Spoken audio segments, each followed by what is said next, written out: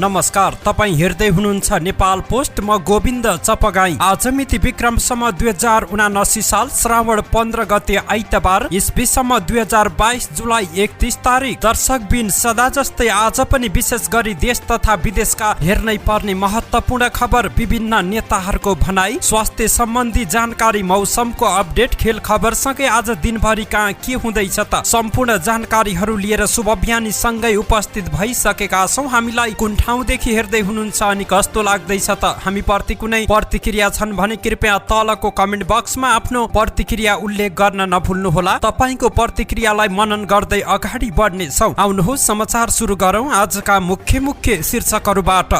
स्वर्गद्वारीमा तीर्थयात्री बोकेको जीव दुर्घटना हुँदा 1 जनाको मृत्यु, 14 जना घाइते। समोसामा किरा भेटेपछि जिल्ला प्रशासनको छापा। हर्क साम्पाङलाई मन्त्री चौधरीको निम्तो। माओवादी दोस्रो नभए सहकार्य सहज नहुने काङ्ग्रेसलाई प्रचण्डको चेतावनी। आफूले सबै प्रकारका युद्धको विरोध गर्ने राष्ट्रपति भण्डारीको भनाई। 5 दलीय गठबन्धन निर्वाचन पछिसम्म पनि दिगो रहने माधव नेपालको दाबी। अब निर्वाहमुखी मात्र भएर बस्न छुट कसैलाई नभएको सञ्चार मन्त्री कार्कीको भनाई। फोहोर भित्रको गिरोहले नै फोहोर व्यवस्थापन हुन नदिएको मन्त्री श्रेष्ठको ठम्याई। बजेट राष्ट्रको स्वार्थमा छ, परिणामले देखाउने जनार्दन शर्माको जवाब। व्यक्तिभन्दा पार्टी पपुलर हुने गरी अभिव्यक्ति दिन प्रकाशमान सिंहको आग्रह। संघीयता खारेजीको माग गर्दै पोखरामा रापरपाको प्रदर्शन। अब यी अस्पतालमा एसिड आक्रमणमा परेकालाई निशुल्क उपचार दिइने। वीरगञ्जमा 1000 क्षमताको होल्डिङ सेन्टर तयार।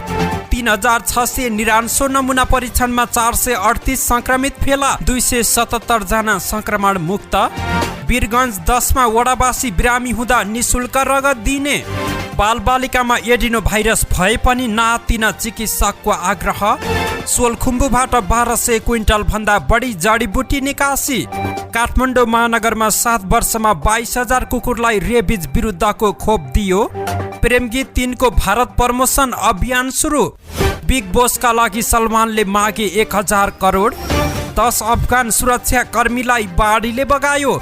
नेपाली क्रिकेटलाई टिक्ने प्रशिक्षकको खाँचो र रोनाल्डोलाई कुनै पनि क्लबले किन्न मानेनन्। अब सुन्नुहोस् पुरा समाचार।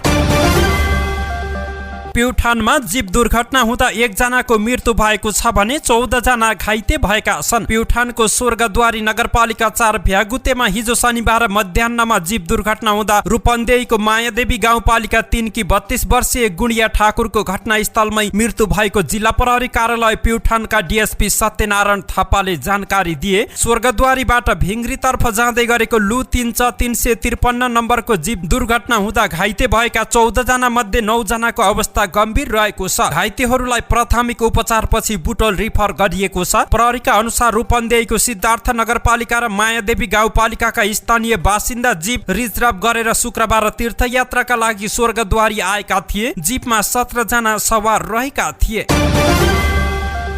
सिराहाको माँ भगवती बेकरी एन्ड स्वीट्स हाउसको समोसामा किरा भेटिएको सूचना पाएपछि जिल्ला प्रशासन कार्यालय सिराहाका अनुगमन टोलीले छापा मारेको छ। सेवाग्राहीको नास्तामा किरा फेला परेको सूचना प्राप्त भएपछि जिल्ला प्रशासन कार्यालय सिराहाका प्रमुख जिल्ला अधिकारी लालबाबु कवारीको निर्देशनमा प्रशासकीय अधिकृत नेतृत्वको अनुगमन टोलीले माँ भगवती बेकरी एन्ड स्वीट्सको किचन र होटेलमा खानेकुरा राखिने स्थानको अनुगमन गरेको छ। टोलीले गल्ती सुधार गर्न र सरसफाइमा पूर्ण ध्यान दिन होटेलका सञ्चालक गणेश शाहलाई चेतावनी दिएको प्रमुख जिल्ला अधिकारी लालबाबु कवारीले जानकारी दिएका छन्।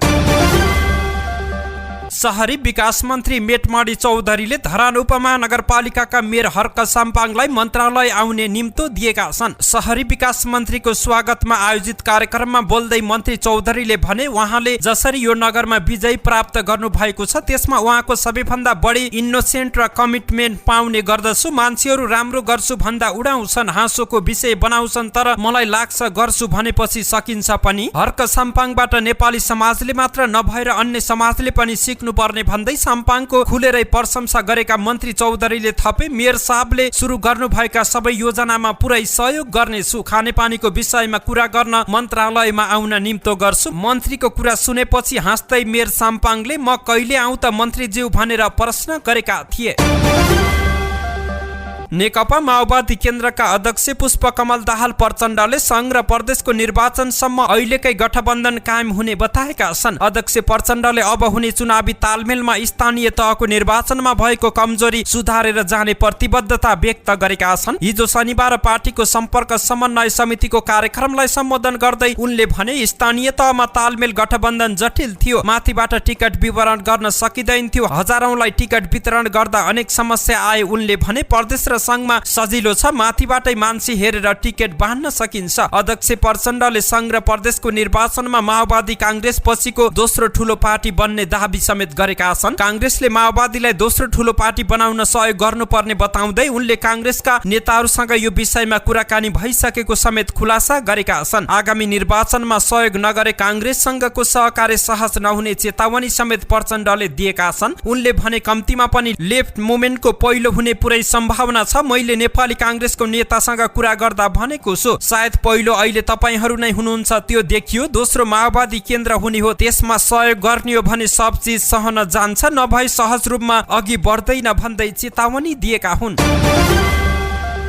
राष्ट्रपति विद्यादेवी भण्डारीले हस्तक्षेप र अनाक्रमणको नीतिमा मात्र विद्यमान अन्तर्राष्ट्रिय कानूनको पालना एवं विकासमा योगदान गर्दछ भन्ने नेपालको सुस्पष्ट दृष्टिकोण रहेको बताएकी छिन्। राष्ट्रपति भण्डारीले नेपालको करिब 7 दशकदेखि असंलग्न परराष्ट्र नीतिको वकालत र पालना गर्दै आएको उल्लेख गर्दै संयुक्त राष्ट्र संघको वडापत्र पञ्चशीलताको सिद्धान्तमा आधारित सह अस्तित्व र विश्व बन्धुत्वको भावना एवं हस्तक्षेप र अनाक्रमणको नीतिमा मात्र विद्यमान अन्तर्राष्ट्रिय कानूनको पालना हुनेमा नेपालको स्पष्ट मान्यता रहेको बताएकी छिन्। अन्तर्राष्ट्रिय कानूनको विकासमा शक्तिको भूमिका एसियाको सन्दर्भ विषयक एक दिवसीय अन्तर्राष्ट्रिय सम्मेलनको हिजो शनिबार काठमाडौँमा उद्घाटन गर्दै उनले विशिष्ट ऐतिहासिक अनुभव, अन्तर्राष्ट्रिय सम्बन्धका आयाम एवं भौगोलिक अवस्थितिको मौलिक परिवेशमा आधारित भई नेपालले अन्तर्राष्ट्रिय कानूनको विकासमा ठोस योगदान गर्दै आएको पनि स्मरण गराइन्। परिवेष्टित मुलुकहरूका लागि निर्बाध पारवहन अधिकार प्रत्याभूति गर्ने समुद्र सम्बन्धी कानूनको निर्माण र विकास गर्न नेपालले खेलेको ऐतिहासिक भूमिका स्मरणीय रहेको उल्लेख गर्दै राष्ट्रपति भण्डारीले त्यस काममा नेपाललाई सहयोग गर्ने सबै मित्र राष्ट्रहरूप्रति आभार पनि व्यक्त गरिन्। उनले न्यायमा आधारित विश्व व्यवस्था हुनुपर्छ भन्ने मान्यतालाई सो अन्तर्राष्ट्रिय सम्मेलनले विवेचना गरेर ठोस धारणा तय गर्ने विश्वास समेत व्यक्त गरेकी छिन्।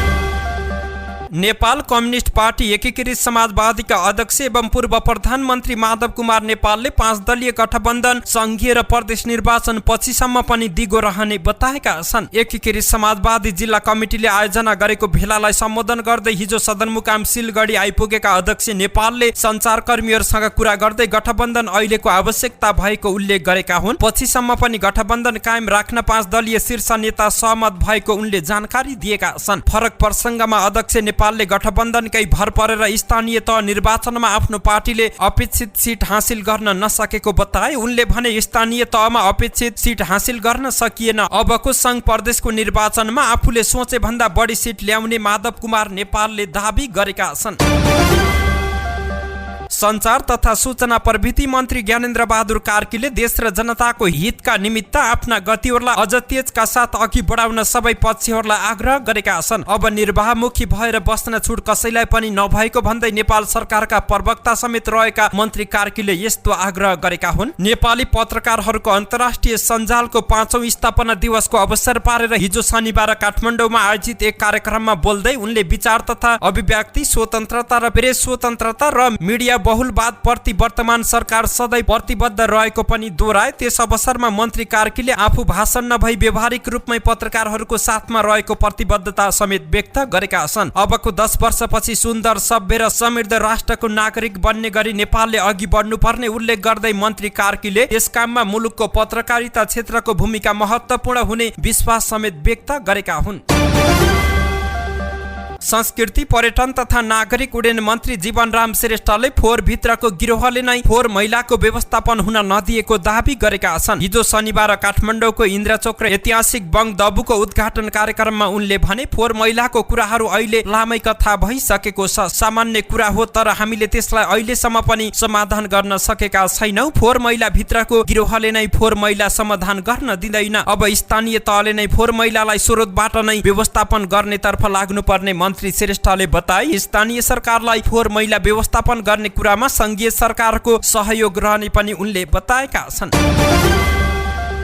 निवर्तमान अर्थमन्त्री जनार्दन शर्माले चालु आर्थिक वर्षको बजेट निर्माणको क्रममा अर्थ मन्त्रालयमा अनअधिकृत व्यक्तिलाई बोलाएर करका दर हेरफेर गरेको भन्ने आरोप संसदीय समितिले गरेको छानबिनबाट पुष्टि हुन सकेन। संसदमा बजेट प्रस्तुत गर्नुभन्दा अघिल्लो दिन जेठ 14 गते राति मन्त्रालयमा अनअधिकृत व्यक्तिलाई प्रवेश गराई करका दर हेरफेर गरिएको भन्ने आरोप लागेपछि उनले छानबिनलाई सघाउन भन्दै राजीनामा दिएका थिए। उनले आफूमाथि लगाइएका आरोप मिथ्या भन्दै पहिले नै खण्डन गरेका थिए। हुन पनि 17 दिन लगाएर गरिएको संसदीय छानबिन समितिले पनि आरोप पुष्टि गर्न सकेन।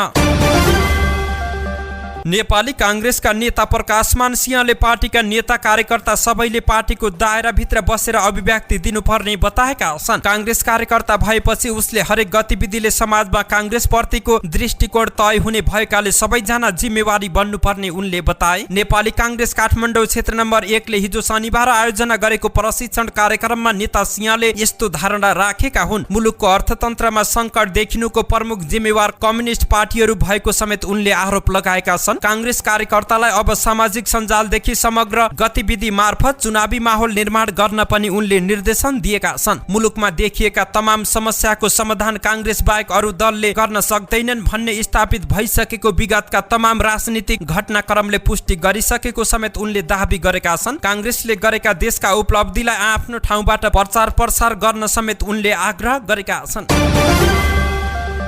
राष्ट्रिय प्रजातन्त्र पार्टीले संघीयता खारेजीको माग गर्दै पोखराको पृथ्वी चोकमा विरोध प्रदर्शन गरेका छन्। नागरिकता विधेयक एमसीसी र संघीयता खारेजी लगायत 22 बुँदे माग राख्दै रापरपाले पृथ्वी चोकमा 10 मिनेट चक्काजाम समेत गरेको थियो। यसअघि प्रधानमन्त्री शेरबहादुर देउवालाई बुझाइएको 22 बुँदे माग लागू नभएको र त्यसकै लागि पुनः सडकमा उत्रिनु परेको रापरपा कास्कीका प्रवक्ता अरुण गिरीले जानकारी दिए। हामीले उठाएका माग सरकारलाई बुझाउन र दबाब दिन सांकेतिक रूपमा चक्काजाम गरेको उनले जानकारी दिए। चक्काजाम अघि आयोजित कोण सभामा बोल्दै रापरपाको गण्डकी प्रदेश अध्यक्ष पञ्चराम गुरुङले नागरिकता विधेयक खारेज नभए नेपालको राष्ट्रियतामा खतरा पर्ने पनि दाबी गरेका छन्। रापरपाले असार 1 गते महँगी नियन्त्रण, किसानलाई समयमै मोल, राष्ट्रियताको संरक्षण, संघीयता खारेजी लगायत माग राखेर प्रधानमन्त्री शेरबहादुर देउवालाई ज्ञापन पत्र बुझाएको थियो। उक्त ज्ञापन पत्र व्यवस्था गरेको भन्दै रापरपाले यसअघि असार 17 गते देशैभरि राँके जुलुस समेत गरेको थियो। एसिड आक्रमणमा परेका पीडितहरूका लागि सरकारले निशुल्क उपचारको व्यवस्था गरेको छ। मन्त्री परिषदको निर्णय अनुसार एसिड आक्रमणमा परेका पीडितहरूको उपचार सम्बन्धी कार्यविधि 2078 अनुसार पीडितहरूले आकस्मिक उपचारका लागि कुनै पनि स्वास्थ्य संस्थाबाट निशुल्क सेवा लिन सक्ने व्यवस्था मिलाइएको हो। त्रिभुवन विश्वविद्यालय शिक्षण अस्पताल, महाराजगञ्ज वीर अस्पताल, पाटन अस्पताल र कीर्तिपुर अस्पतालबाट आकस्मिक उपचार प्रस्ताव थप उपचार गर्न सकिने स्वास्थ्य तथा जनसङ्ख्या मन्त्रालयले जनाएको छ। कार्यविधि अनुसार एसिड भन्नाले मानव अंग, जीव जन्तु वा अन्य जैविक या गैर जैविक वस्तुलाई जलाउने, घातक क्षति पुर्याउने वा अन्य कुनै किसिमले गम्भीर असर पुर्याउने रासायनिक पदार्थ सम्झनु पर्छ र सो शब्दले नाइट्रिक एसिड, सल्फ्युरिक एसिड र हाइड्रोक्लोरिक एसिड तथा नेपाल सरकारले सूचना प्रकाशन गरी तोकेको घातक तथा ज्वलनशील अल्काली रासायनिक पदार्थलाई जनाउने गर्दछ। पर्साको वीरगञ्जमा करिब 1000 जना अटाउने होल्डिङ सेन्टर निर्माण कार्य अन्तिम चरणमा पुगेको छ। पूर्वाधारको सबै काम सम्पन्न भइसकेको छ भने 100 शैय्यामा अक्सिजन जडानको मात्र काम बाँकी रहेको छ। निर्माणको जिम्मा पाएको हनुमान कन्स्ट्रक्सनका इन्चार्ज विशाल दाहालका अनुसार गत वर्ष कोरोना संक्रमण दर बढ्दै गएपछि सीमा नाकाबाट नेपाल भित्रिनेलाई क्वारेन्टिनमा राख्न सरकारले वीरगञ्ज नाकामा होल्डिङ सेन्टर निर्माण कार्य अघि बढाएको हो। निर्माण कार्य अन्तिम चरणमा पुगेको छ। दाहालले भने निर्माणाधीन संरचनाको व्यवस्थापनको जिम्मा नेपाली सेनाले लिएको छ। भारतबाट वीरगञ्ज नाका हुँदै नेपाल भित्रिने नागरिकलाई क्वारेन्टिनमा राख्न उक्त क्षेत्रमा करिब रु 28 करोडको लागतमा भवन निर्माण गरिएको हो। निर्माण गरिएका पूर्वाधारमा 13 भान्साघर, 22 शौचालय र 1000 व्यक्ति अटाउने 22 क्वारेन्टिन भवन रहेका छन्। 900 शैय्यामा सामान्य लक्षण तथा 100 शैय्यामा जटिल अवस्थाका बिरामीलाई राखिने दाहालले जानकारी दिएका छन्। 24 घण्टामा नेपालमा 3699 नमुना परीक्षणमा 438 जनामा कोरोना भाइरस संक्रमित फेला परेका छन्। स्वास्थ्य तथा जनसङ्ख्या मन्त्रालयले हिजो शनिबार सार्वजनिक गरेको तथ्याङ्क अनुसार 1779 पीसीआरमा 292 र 1920 एन्टिजेन परीक्षणमा 146 जनामा संक्रमण पुष्टि भएको हो। यसै क्रममा 24 घण्टामा 277 जना संक्रमण मुक्त भएका छन् भने 2 जनाको मृत्यु भएको छ। हिजो शनिबारसम्म सक्रिय संक्रमितको संख्या 4369 पुगेको मन्त्रालयको तथ्याङ्कमा उल्लेख रहेको छ। 24 घण्टामा 58559 जनाले खोप लगाएका छन्। वीरगञ्ज महानगरपालिका 10 का बासिन्दाले बिरामी भएर उपचारको क्रममा आवश्यक रगत निशुल्क पाउने भएका छन्। वीरगञ्ज स्थित रक्त सञ्चार केन्द्रले 1 युनिट रगतको 1050 रुपियाँ सेवा शुल्क लिने गरेको छ। तर वडा नम्बर 10 का बासिन्दाले वडा कार्यालयबाट सिफारिस लिएर गए निशुल्क पाउनेछन्। हिजो शनिबार वडा कार्यालय र Nepal red cross society Parsa शाखा बीच रगत निशुल्क गर्ने विषयमा सम्झौता भयो। वडावासीलाई निशुल्क रगत उपलब्ध गराउन रक्त सञ्चार केन्द्रलाई वडा कार्यालयले एकमुष्ट रकम प्रदान गरेको छ। वडा अध्यक्ष सुशील शाह कानुनले नेपाल रेड क्रस सोसाइटी पर्साका मन्त्री शैलेन्द्र चौरासियालाई हिजो शनिबार 1 लाख रुपियाँको चेक हस्तान्तरण गरेका हुन्।